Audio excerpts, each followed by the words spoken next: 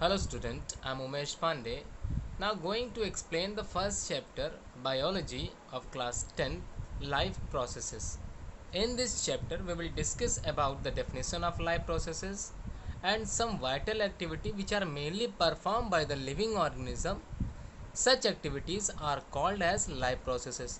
तो बच्चों आज का जो टॉपिक है वो चैप्टर 1 लाइफ प्रोसेसेस से स्टार्ट होने वाला है और आज के टॉपिक में जो डेफिनेशन होती है लाइफ प्रोसेसेस की उसको समझते हुए इसके जितनी भी एक्टिविटीज़ हैं जो लिविंग ऑर्गेनिज्म करते हैं इसको समझते हुए बच्चों आगे बढ़ेंगे।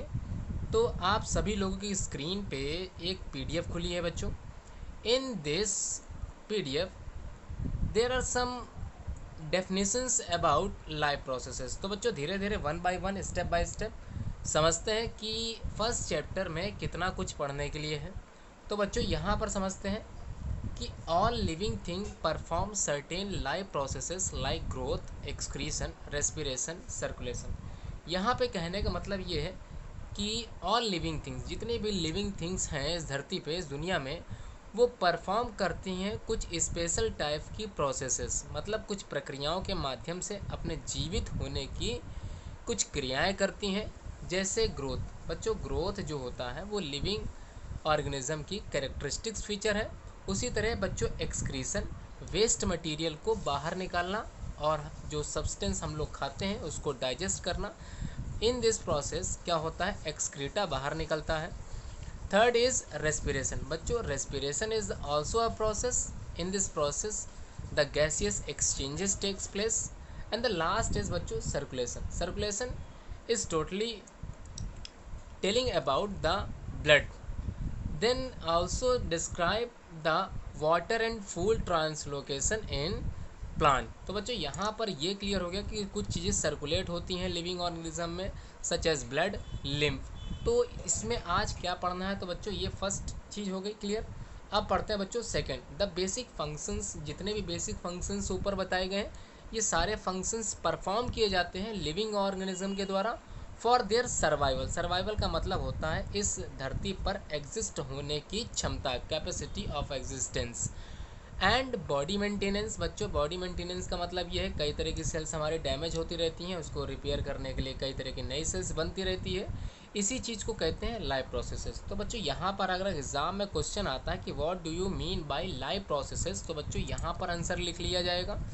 अगर बच्चों क्वेश्चन आता है कि what are the vital activity which are mainly perform by the living organism, तो कौन कौन सी होती है बच्चों ये भी क्लियर हो जाएगा कि कौन कौन सी वाइटल एक्टिविटी जो लिविंग ऑर्गेनिज्म चालू रखते हैं वो कौन कौन सी बच्चों ऊपर लिखी हुई है। इसको एक बार फिर से रिवाइज कर लीजिए। ना student, basic life processes, some basic life processes बच्चों समझ लेते हैं कौन कौन से होते हैं इस चैप्टर में जो पढ़ने वाले हैं हम लोग। तो first is nutrition. First is बच्चों न्यूट्रिशन पढ़ना है। सेकंड हमको क्या पढ़ना है, रेस्पिरेशन पढ़ना है। थर्ड ट्रांसपोर्टेशन है and the last is excretion. तो ये समझ सकते हैं कि इस चैप्टर को हम कितने भागों में बांट सकते हैं, 4 भागों में बांट सकते हैं। First is nutrition, respiration, transportation and excretion. तो बच्चों life process require energy which is provided by the nutrition. तो न्यूट्रिशन की पहले डेफिनेशन बच्चों समझ लेते हैं। अभी तक जो आप लोगों ने न्यूट्रिशन डेफिनेशन समझते हुए आए हैं, क्लास 7th में भी फर्स्ट चैप्टर था nutrition in plant and animals. तो बच्चों वहाँ पर न्यूट्रिशन की डेफिनेशन कुछ ऐसी थी कि nutrition is the vital activity which are mainly perform by the living organism. In this process जो लिविंग ऑर्गेनिज्म होते हैं न्यूट्रलाइज और यूटिलाइज द न्यूट्रिएंट्स। तो न्यूट्रिएंट्स का यूटिलाइजेशन होता है in the process of nutrition. अब ये न्यूट्रिएंट्स क्या होते हैं बच्चों, ध्यान से बच्चों समझना। ये जो न्यूट्रिएंट्स की बात की जा रही है ये वही न्यूट्रिएंट्स हैं जो आपके फूड में, जो आप नॉर्मली खाना खाते हो उसमें पाए जाते हैं। कौन कौन से होते हैं न्यूट्रिएंट्स बच्चों समझ लेते हैं। एक तो आप लोगों ने वैसे तो सारे सीखे थे, कार्बोहाइड्रेट बच्चों। कार्बोहाइड्रेट आप लोगों को पता होगा, कार्बोहाइड्रेट। उसके बाद बच्चों फैट, फैट के बाद विटामिन्स, मिनरल्स, वाटर, रफेज और बच्चों एक क्या बचा, प्रोटीन। तो these are the essential thing which is mainly used in our diet. और ये सारी चीज़ें ही मिलकर हमारा जो है क्या बनाते हैं, एक बैलेंस्ड डाइट तैयार करते हैं। तो बच्चों अब ये क्लियर हो गया न्यूट्रिशन होता क्या है। अब पढ़ते हैं कि न्यूट्रिशन के टाइप्स कितने होते हैं। तो सबसे पहले मोड ऑफ न्यूट्रिशन, तो देयर आर मेनली कितने तरह के होते हैं, 2 तरह के। The first is autotrophic mode of nutrition and the second is heterotrophic mode of nutrition. बच्चों एक चीज़ और क्लियर कर लेते हैं कि ये जो ऑटोट्रॉफिक मोड ऑफ न्यूट्रिशन होता है इसके भी आगे 2 प्रकार हैं, तो उसको तो बाद में पढ़ते हैं, पहले डेफिनेशन समझ लेते हैं। बच्चों यहाँ पे शब्द इस्तेमाल हुआ है ऑटो, कहीं पर अगर ऑटो शब्द का इस्तेमाल होता है इसका मतलब होता है बाई सेल्फ। तो काइंड ऑफ एक तरह का न्यूट्रिशन है in which organism can synthesize their own food. तो बच्चों यहाँ पे सिंथेसाइज का मतलब होता है कि ये जो ऑटोट्रॉफिक मोड ऑफ न्यूट्रिशन वाले ऑर्गेनिज्म होते हैं वो अपना भोजन खुद बना लेते हैं। इसका मतलब ये हुआ कि सम प्रोसेसेस होते हैं जिनके माध्यम से ऑटोट्रॉफिक मोड ऑफ न्यूट्रिशन वाले ऑर्गेनिज्म भोजन अपना कैसे बनाते हैं, खुद। तो समझ लेते हैं ग्रीन प्लांट कैसे कहलाते हैं ऑटोट्रॉफिक। ठीक बच्चों, थोड़ा सा यहाँ प्रोसेस समझा देता हूँ छोटा सा। बच्चों हमको पता है कि ये जो ग्रीन प्लांट होते हैं इनको ज़रूरत पड़ती है सनलाइट की। ठीक बच्चों, सनलाइट की ज़रूरत पड़ती है। और ये जो ग्रीन प्लांट होते हैं ये ग्रीन होते हैं due to the presence of chlorophyll. तो बच्चों 2 एसेंशियल चीज़ तो हमको मिल गई, एक सन और दूसरा क्या, क्लोरोफिल। अब बच्चों ये चीज़ क्लियर होती है कि जो पेड़ पौधे होते हैं ये कौन सी गैस निकालते हैं, ऑक्सीजन गैस निकालते हैं। तो यहाँ पर ये क्लियर होगा कि O2 गैस निकालते हैं इन द फॉर्म ऑफ गैस। ठीक बच्चों, अब अगर O2 निकालने तो कौन सी गैस की इनको आवश्यकता होती होगी, CO2 की, 6 मॉलिक्यूल ऑफ CO2। और बच्चों वाटर की ज़रूरत पड़ती है H2O, 12H2O। तो बच्चों यहाँ ये क्लियर हो गया कि दीज आर टू क्या होते हैं, ये रॉ मटेरियल होते हैं। क्वेश्चन बच्चों ध्यान रखना, ये कई बार एग्जामिनेशन में पूछा गया, बोर्ड के एग्जाम में पूछा गया है। What are the raw material which is mainly used by living organism या used by plants with the help in the process of photosynthesis। ठीक बच्चों, फोटोसिंथेसिस में कौन कौन से रॉ मटेरियल जिनको प्लांट यूज़ करता है, तो वो कौन कौन से हो गए, कार्बन डाइऑक्साइड और वाटर। बच्चों यहाँ पर ये जो चीज़ बननी है ऑक्सीजन, इसको बोलते हैं प्रोडक्ट। और ये जो है ये बच्चों एजेंट हैं जिनका यूज़ करते हुए पेड़ पौधे क्या बना रहे हैं, ऑक्सीजन गैस। और साथ में क्या निकाल रहे हैं बच्चों, क्लियर कर लेते हैं। ये जो स्टार्च है, ये जो कार्बोहाइड्रेट है, ये जो ग्लूकोज है, ये पेड़ पौधे तैयार करते हैं। तो इसका फॉर्मूला बच्चों समझ लेते हैं, C6H12 और O6। तो बच्चों ये क्लियर हो गया कि ये दोनों क्या है, प्रोडक्ट हैं। अब बच्चों डेफिनेशन थोड़ी सी समझ लेते हैं कि green plant prepare their own food by own self, खुद के द्वारा बनाते हैं। अब क्या चीज़ की ज़रूरत पड़ती है, तो by using CO2 and water with the help of sunlight and chlorophyll to produce glucose as well as oxygen gas. तो बच्चों यहाँ पर ऑटोट्रॉफिक क्यों हुए पेड़ पौधे, तो ये क्लियर हो गया क्योंकि because of mode of nutrition. तो बच्चों यहाँ पर ऑटोट्रॉफिक में कोई कन्फ्यूज़न नहीं है। आगे बढ़ते हैं बच्चों। नेक्स्ट बच्चों है heterotrophic mode of nutrition. Heterotrophic mode of nutrition का मतलब समझ लेते हैं। अगर ऑटो का मतलब सेल्फ हो गया तो यहाँ पर हेट्रो का मतलब होता है टू डिपेंड अदर ऑर्गेनिज्म। तो बच्चों यहाँ पर आगे समझते हैं heterotrophic mode of nutrition of which organism do not possesses the ability to synthesize their own food. तो बच्चों यहाँ पर ये भी क्लियर हो गया कि कोई भी क्षमता नहीं होती, no ability to synthesize their own food. अगर क्षमता होगी नहीं तो दे डिपेंड होंगे किसी ना किसी चीज़ पे। तो मेनली डिपेंड होते हैं किस पे, ऑटोट्रॉफ्स पे, for their food supply directly या फिर indirectly, such as animals as well as fungus या फंगाई। तो बच्चों ये क्लियर हो गया। अब थोड़ा सा एक्सप्लेनेशन समझ लेते हैं इसका। एक्सप्लेनेशन में ऑटोट्रॉफिक मोड ऑफ न्यूट्रिशन समझ लेते हैं बच्चों। ऑटोट्रॉफिक मोड ऑफ न्यूट्रिशन की डेफिनेशन तो क्लियर हो गई कि the organism which can make their own food by called are called autotrophs. तो green plant basically known as autotrophic organism. अब बच्चों ऑटोट्रॉफिक ये थे क्यों, हमने एक प्रोसेस बताई थी जिसको हमने नाम दिया था फोटोसिंथेसिस। बच्चों ध्यान से समझना, फोटोसिंथेसिस एक प्रोसेस होती है by which green plants make their own food with the help of carbon dioxide and water in the presence of chlorophyll and sunlight is called as photosynthesis. बच्चों यहाँ पर केमिकल रिएक्शन नहीं लिखी हुई है, तो इसकी केमिकल रिएक्शन से हमने इसकी डेफिनेशन तैयार की थी। आप एक इस वीडियो को थोड़ा सा पीछे करके अपनी केमिकल रिएक्शंस को इस कॉपी में या फिर जो आप कॉपी बना रहे हैं उसमें लिख सकते हैं। तो केमिकल रिएक्शन से ही डेफिनेशन क्लियर समझ में आ रही होगी कि एक प्रोसेस होती है जिसमें पेड़ पौधे करते क्या है, CO2 एंड वाटर का यूज़ करते हैं with the help of sunlight और क्लोरोफिल, और क्या बना देते हैं, ऑक्सीजन विद द और ग्लूकोज। बच्चों तो क्लियर हो गया बच्चों यहाँ पर। अब समझ लेते हैं, हमने समझाया था कि रॉ मटेरियल क्या क्या होते हैं। तो रॉ मटेरियल फॉर फोटोसिंथेसिस बच्चों क्या होते हैं, दो ही होते हैं, कार्बन डाइऑक्साइड गैस और साथ में H2O। अब बच्चों साइट ऑफ फोटोसिंथेसिस समझ लेते हैं कि हमको पता है कि हमारी जो पत्तियां होती हैं उसमें क्लोरोप्लास्ट पाया जाता है। इसी की वजह से, इस प्लास्ट की वजह से 9th क्लास में बच्चों हमने प्लास्टिड्स पढ़े थे। क्या पढ़े थे, थोड़ा सा रिवीजन भी कर लेते हैं। प्लास्टिड्स पढ़े थे। अब उस प्लास्टिड्स को कितने भागों में बांटा गया था बच्चों, 3 भागों में। कौन कौन से, एक था क्लोरोप्लास्ट, एक था बच्चों क्रोमोप्लास्ट और तीसरा था ल्यूकोप्लास्ट। ठीक बच्चों, ल्यूकोप्लास्ट थोड़ी स्पेलिंग देख लेना बच्चों। 3 तरह के जो प्लास्ट थे, क्लोरोप्लास्ट, क्रोमोप्लास्ट और ल्यूकोप्लास्ट। तो बच्चों जो क्रोमोप्लास्ट था वो कलरफुल सब्सटेंस के लिए यूज़ करते हैं। कलरफुल का मतलब जैसे जो फ्लावर्स होते हैं बेसिकली क्या कंटेन करते हैं, क्रोमोप्लास्ट। और जो क्लोरोप्लास्ट होते हैं बच्चों ये ग्रीन सब्सटेंस कंटेन करते हैं, जैसे लीव्स मतलब पत्तियों में क्लोरोप्लास्ट होता है। अब बच्चों ल्यूकोप्लास्ट समझ लेते हैं। जैसे आप लोगों ने देखा होगा जो पेड़ की जो छाल होती है या जड़ होती है उसमें बेसिकली क्या कंटेन होता है, ल्यूकोप्लास्ट। तो बच्चों ये छोटी सी जानकारी थी जो आपने क्लास 9th में पढ़ी थी।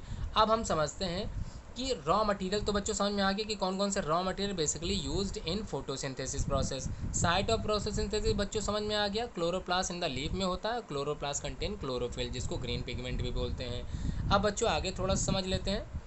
यहाँ पे बच्चों एक केमिकल रिएक्शन बताई गई है, इसको अच्छे से समझ लेते हैं कि इन the presence of carbon dioxide and water, और क्या बना रहा है बच्चों, यहाँ शुगर लिखा हो, कंफ्यूज मत होना। जो स्टार्च होते हैं, कार्बोहाइड्रेट होते हैं, वो किसके फॉर्म होते हैं, शुगर के ही। और ऑक्सीजन तैयार हो रही with the help of sunlight और क्लोरोफिल। तो बच्चों ये मेन इवेंट ऑफ फोटोसिंथेसिस है। अब फोटोसिंथेसिस की 2 रिएक्शंस होती हैं। इसका मतलब जो पेड़ पौधे होते हैं वो पूरे दिन फोटोसिंथेसिस की प्रोसेस किया करते हैं। बस थोड़े से डिफरेंसेस हैं, पहले समझ लेते हैं बच्चों। एक रिएक्शन होती है डार्क का मतलब होता है नाइट रिएक्शन, जो रात के समय होती है। एक होती है बच्चों लाइट रिएक्शन तो आपके सामने है बच्चों कि लाइट रिएक्शन बेसिकली जो होती है वो क्लोरोफिल, यहाँ पे समझ में आ गया, ये जो दिखाया जा रहा है ये लाइट रिएक्शन ही है बच्चों। अब आगे बढ़ते हैं बच्चों। यहाँ पे बच्चों बात की जा रही है absorption of sunlight energy by chlorophyll. इसका मतलब ये हुआ कि जो क्लोरोफिल होता है ये बेसिकली एक पिगमेंट होता है जिसके द्वारा सनलाइट ऑब्जर्व की जाती है। आगे बढ़ते हैं बच्चों। स्टोमेटा क्या होते हैं, अब हम समझते हैं। स्टोमेटा बच्चों आप लोगों ने पत्तियाँ देखी होंगी, पत्तियों की निचली सतह खुरदुरी होती है। कैसी होती है बच्चों, निचली सतह जो होती है वो खुरदुरी होती है। ये खुरदुरी क्यों होती है, because of there are lots of tiny pores. Tiny pores मतलब छोटे छोटे छिद्र होते हैं, छोटे छोटे छेद होते हैं जिनकी सहायता से ही गैसियस एक्सचेंजेस टेक्स प्लेस। इसका मतलब ये हुआ कि पेड़ पौधे से जो ऑक्सीजन गैस बाहर निकलती है with the help of stomata. इन्हीं टेनी पोर्स को क्या बोलते हैं बच्चों, स्टोमेटा। अब जो गैस अंदर जाती है उसको बोलते हैं CO2। CO2 समझ में आ गया बच्चों। CO2 कौन सी गैस होती है, कार्बन डाइऑक्साइड गैस होती है। प्लांट यूज़ करते हैं टू फॉर्म ऑक्सीजन गैस। तो ये जो टीनी पोर्स होते हैं, छोटे छोटे जो पोर्स होते हैं, इनकी सहायता से ऑक्सीजन गैस अंदर जाती है और carbon dioxide gas oxygen gas बाहर निकलती है और कार्बन डाइऑक्साइड गैस अंदर जाती है। तो बच्चों यहाँ एक्सचेंजेस ऑफ गैस जो था वो basically the main function of stomata था। अब स्टोमेटा का दूसरा फंक्शन ये होता है कि at the time of transpiration का मतलब बच्चों समझ लेते हैं, the loss of water in the form of water vapour is known as transpiration. ये जो लॉस ऑफ वाटर वेपर था बच्चों, जो पानी की मात्रा, एक्सेस वाटर ऑफ जो पौधे में था वो जो निकल रहा था with the help of stomata. अगर स्टोमेटा ना हो तो बच्चों जो एक्सेस वाटर है वो कभी भी वाटर वेपर की सहायता से बाहर ना निकल पाए। तो बच्चों ये जो डायग्राम आपके सामने दिखाई दे रहा है इसको बनाना भी है, आपको प्रैक्टिस करनी है।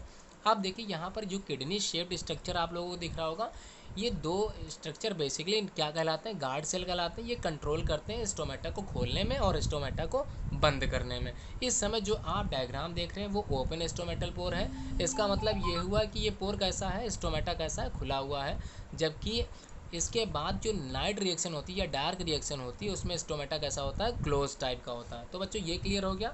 अब यहाँ पे लिखा हुआ क्लोरोप्लास्ट स्टोमेटल पोर, इसका डायग्राम आपको बनाना है। ये क्वेश्चन कई बार एग्जामिनेशन में 2 मार्क्स का पूछा गया है। आगे बच्चों पढ़ लेते हैं, थोड़ा सा समझ लेते हैं। धीरे धीरे वीडियो आगे बढ़ रही है, ख़त्म होने वाली है, थोड़ी सी लॉन्ग हो गई है लेकिन आप लोगों को समझना सब कुछ है।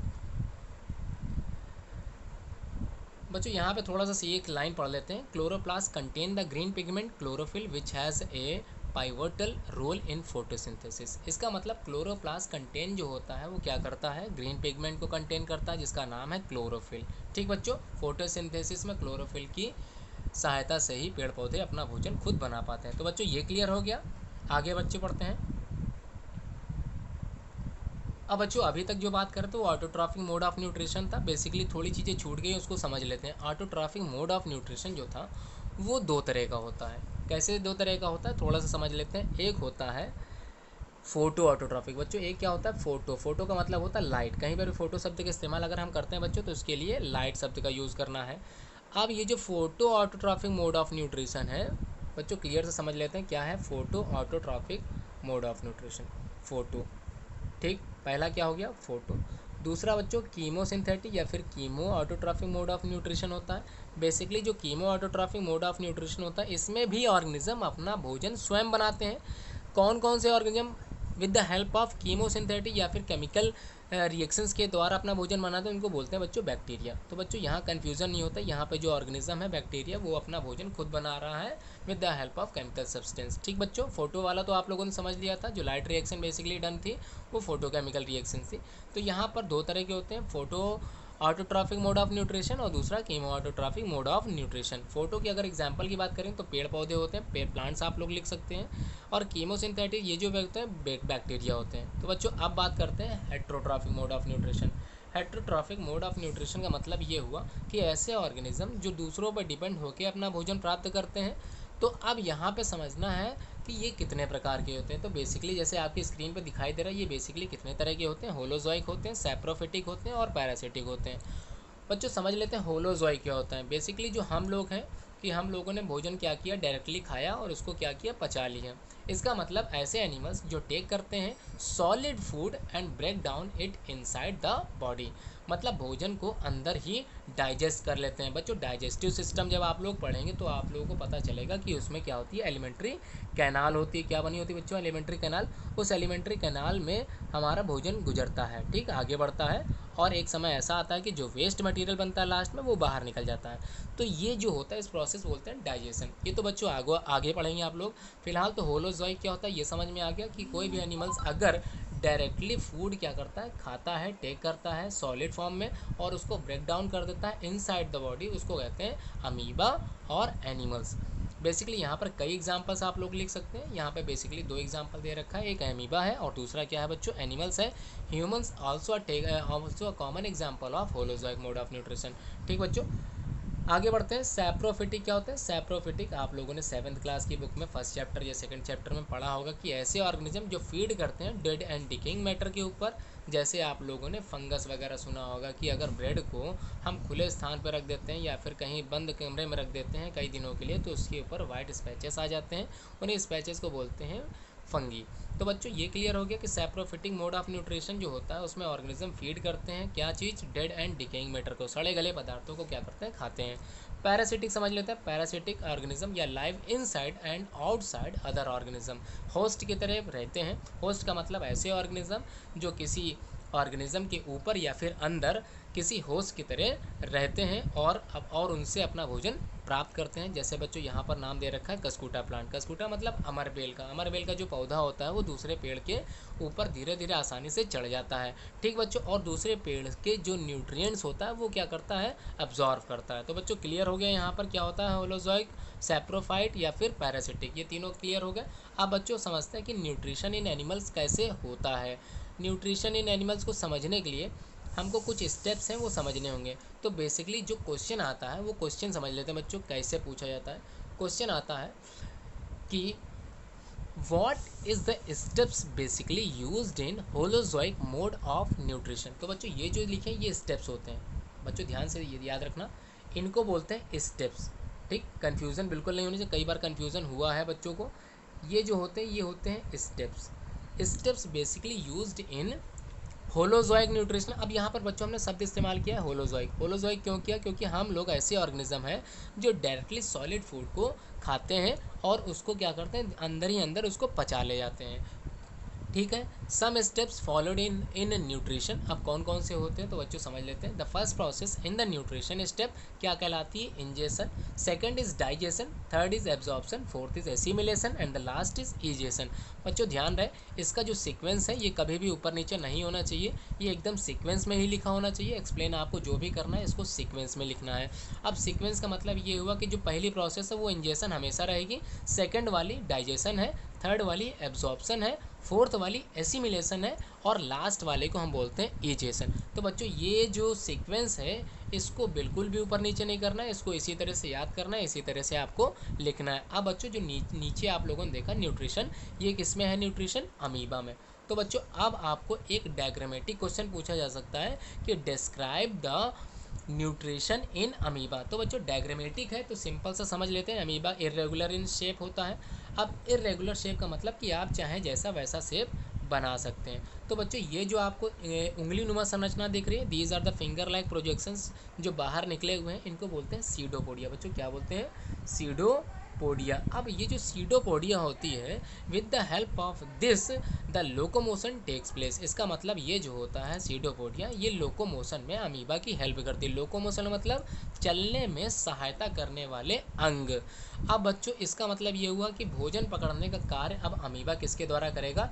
इन्हीं सीडोपोडिया के माध्यम से भोजन पकड़ने का काम भी करता है। तो बच्चों ये चीज़ क्लियर हो गई कि pseudopodia is also a capturing food part और as well as locomotory organ. तो बच्चों अब समझ में आ रहा, डायग्राम समझ में आ रहा कि इनसाइड न्यूक्लियस दिख रहा, फूड पार्टिकल आया with the help of pseudopodia, pseudopodia उसको कवर कर लेता है फूड पार्टिकल को।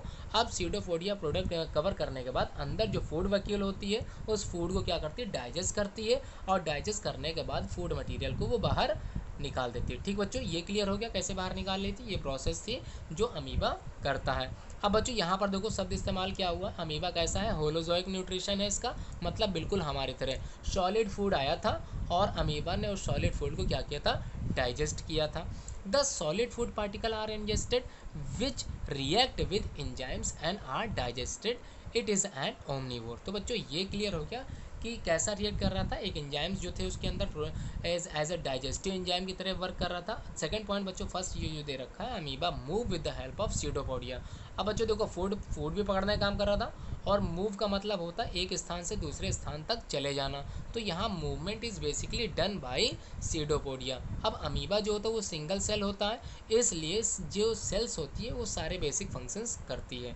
ठीक बच्चों आगे बढ़ते हैं। फूड वैक्यूल इज फॉर्म्ड होता है, undigested food is thrown out और बाहर निकल जाता है। अब बात करेंगे बच्चों किसकी? Nutrition in human being.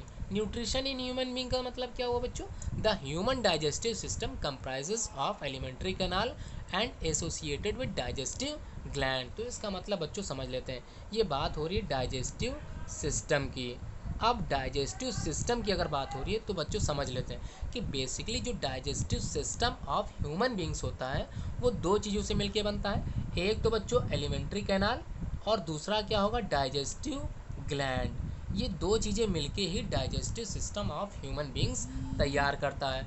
तो बच्चों ये क्लियर हो गया। अब बढ़ते हैं कि ह्यूमन डाइजेस्टिव सिस्टम में कौन कौन से पार्ट ऐड होते हैं। तो पहला जो ह्यूमन डाइजेस्टिव सिस्टम में जो पार्ट ऐड होता है वो होता है माउथ। माउथ में हमको क्या क्या मिलते हैं? दो चीज़ें मिलती हैं, एक होगा टीथ और दूसरा होगा बच्चों टंग। ठीक बच्चों अब इनके भी कई फंक्शंस हैं, तो इनके फंक्शंस थोड़े से समझ लेते हैं कि जो बेसिकली माउथ में जो लार निकलती है वो कहाँ से निकलती है? सलाइवरी ग्लैंड से सिक्रीट सलाइवा सिक्रीट होता है, और वो सलाइवा डाइजेस्ट करता है किस चीज़ को? स्टार्च को। स्टार्च बेसिकली क्या होता है? एक कार्बोहाइड्रेट होता है। उस कार्बोहाइड्रेट को कौन डाइजेस्ट करता है? Amylase enzyme. Amylase enzyme basically किस में पाया जाता है बच्चों? सलाइवरी ग्लैंड से सिक्रेट होने वाले सलाइवा में। ठीक बच्चों अब जो टीथ होता है, दांत होता है, दांत से with the help of teeth हम लोग क्या करते हैं? ग्राइंडिंग ऑफ फूड या फिर च्यूइंग ऑफ फूड चबाते हैं, और टंग की सहायता से रोलिंग द टेस्टिंग फूड। इसका मतलब रोल करते हैं उस फूड को जो हमने अपने माउथ के अंदर रखा था, और जो हमको टेस्ट मिलता है बेसिकली किसके द्वारा मिलता है? इसी से मिलता है। Second is oesophagus. बच्चों ईसोफेगस क्या होता है? Oesophagus is also a part of alimentary canal, there is no digestion takes place. तो बच्चों यहाँ पर माउथ समझ में आ गया था, माउथ से होता हुआ भोजन कहाँ पहुँचेगा? ईसोफेगस में पहुँचेगा। लेकिन यहाँ पर जो ईसोफेगस है जिसको हम फूड पाइप भी बोलते हैं, इसमें कोई भी डाइजेशन नहीं होता है, कोई भी एंजाइम्स नहीं सीक्रेट होता है। With the help of peristalsis movement के द्वारा भोजन हमारा नीचे पहुँचता है। अब बच्चों नीचे पहुँचेगा तो कहाँ जाएगा देखते हैं। नीचे हमारा जो है स्टमक में हमारे जो क्या बनता है? एक HCl होता है। HCl का मतलब हाइड्रोक्लोरिक एसिड। अब ये डाइल्यूट है कि कंसनट्रेटेड है। बच्चों कंसनट्रेटेड का मतलब जिसमें वाटर ना मिला हो, इसलिए हमारे जो पेट में HCl तैयार होता है वो डाइल्यूट होता है, मतलब वाटर की मात्रा उसमें ज़्यादा होती है, इसलिए वो हमारे पेट के लिए हार्मफुल नहीं है। लेकिन बेसिकली अगर ये कंसनट्रेटेड होता तो बच्चों ये बिल्कुल तेजाब की तरह कार्य करता। फिलहाल तो गैस्ट्रिक जूस। यहाँ पे बढ़ते हैं, जो स्टमक होता है वो बेसिकली क्या सिक्रीट करता है, गैस्ट्रिक जूस। अब ये जो जूस होता है इसमें तीन चीज़ें तैयार होती है, एक पेप्सिन होता है, एक HCl होता है और तीसरा क्या होता है, म्यूकस। म्यूकस बेसिकली फंक्शन करता है to protect the inner lining of stomach. Inner lining of stomach का मतलब ये हुआ बच्चों, बच्चों बात कर रहे थे म्यूकस की, तो म्यूकस का वर्क जो होता है वो प्रोटेक्ट करने का काम करने के लिए बनाया गया होता है इनर वॉल ऑफ स्टमक को। तो बच्चों यहाँ पर म्यूकस समझ में आ गया, म्यूकस का वर्क समझ में आ गया। HCl क्या करता है, HCl makes the medium acidic. जो भोजन हमारे पेट में पहुँचा उसको क्या करना है, एसिडिक बनाना है। अब एसिडिक इसलिए बनाता है टू किल द बैक्टीरिया। तो जो बैक्टीरिया भोजन में हमारे मिल चुका था उसको किल करने का काम भी कौन करेगा, HCl। अब बच्चों बात करते हैं पेप्सिन एंजाइम की। पेप्सिन एंजाइम जो हमने फूड खाया उसमें प्रोटीन होती है, उस प्रोटीन को ब्रेक डाउन करने का काम कौन करेगा, पेप्सिन। तो बच्चों क्लियर हो गया, गैस्ट्रिक जूस से तीन सीक्रेट होने वाले एंजाइम से कौन कौन से, पेप्सिन, HCl, म्यूकस, तीन थे। अब तीनों के फंक्शंस बेसिकली हम लोगों ने समझ लिए। अब जो फूड था वो बच्चों कहाँ पहुँचेगा, स्मॉल इंटेस्टाइन में।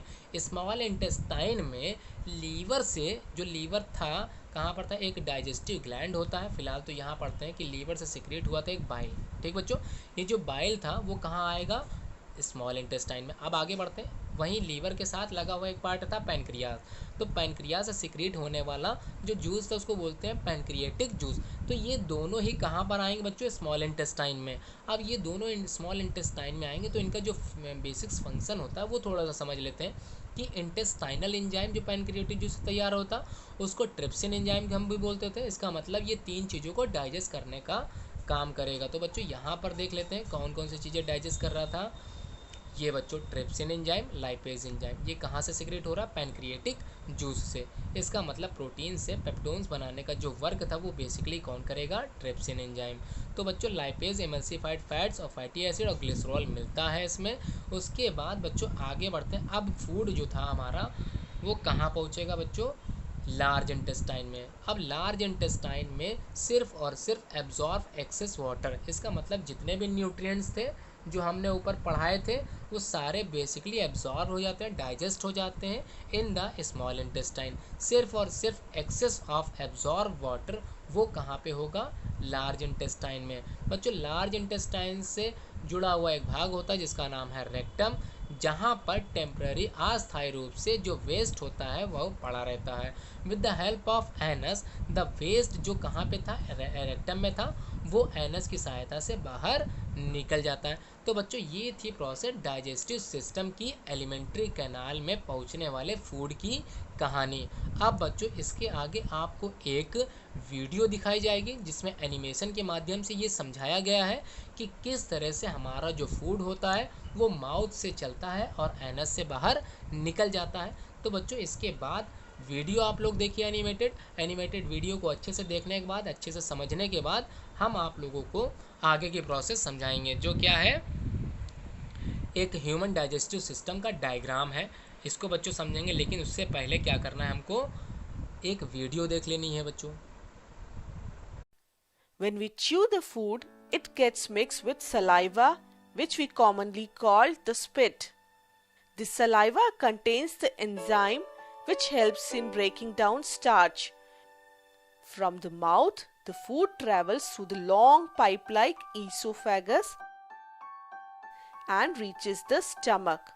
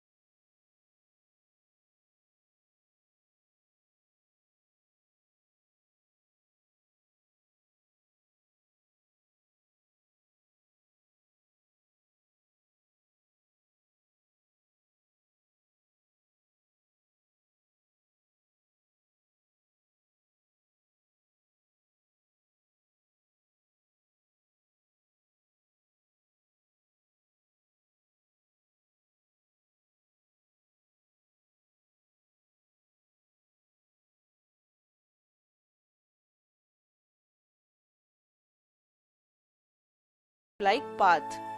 The digestion gets completed inside the small intestine. The nutrient gets absorbed by the small intestine walls, which are full of blood vessels. The inner wall of the small intestine has small finger-like projections